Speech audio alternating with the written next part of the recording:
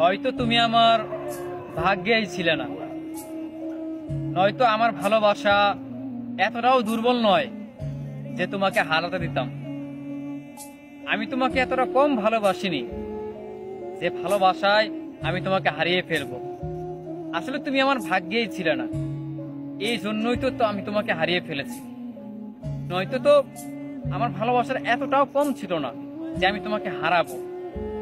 আমার এত অসীম ভালোবাসা তোমাকে আসলে ধরে রাখতো, তোমাকে আসলেই আমার করে রাখতে পারতো। হ্যাঁ, চাইলেই আমার ভালোবাসা তোমাকে কখনো হারাতে দিত না। কিন্তু ওই যে তুমি আমার ভাগ্যেই নেই। আর যেই জিনিসটা ভাগ্যে থাকে না, সেটাকে শত চেষ্টা করে ধরে রাখতে চাইলেও ধরে রাখা যায় না। তুমি ভাগ্যে ছিলে না, অথচ আমি তোমাকে রোজ রোজ ভীষণ করে ভালোবাসতাম।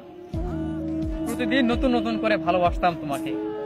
তোমার জন্য নতুন নতুন প্রেমের কবিতা লিখতাম, তোমাকে নিয়ে রোজ রাতে স্বপ্ন দেখতাম।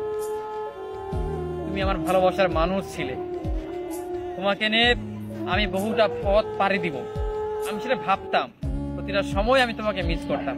অথচ অথচ দেখো, তুমি আমার ভাগ্যেই ছিলে না।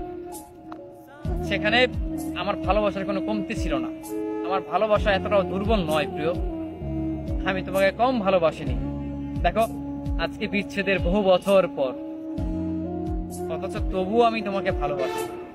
তবুও আমি তোমাকে বলে যাই, আমি তোমাকে ভালোবাসি।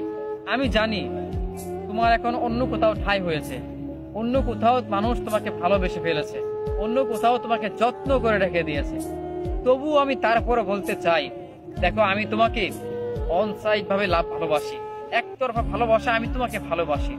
তুমি যদি 60 বছর পরও অন্য কারো হয়ে যাও, বা জীবনের একটা পর্যায়ে কেউ যদি অন্য কারো পাকাপোক্ত ভাবে হয়ে যাও, তারপরও আমি বলবো, বৃদ্ধ বয়সে এসেও আমি বলবো, তোমাকে ভালোবাসি।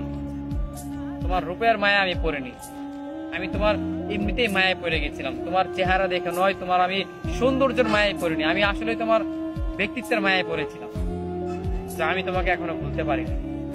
আসলে তুমি আমার ভাগ্যে ছিলে না। আমার ভালোবাসা আকাশ পরিমাণ অসীম ছিল, যা তোমাকে ধরে রাখতে পারে।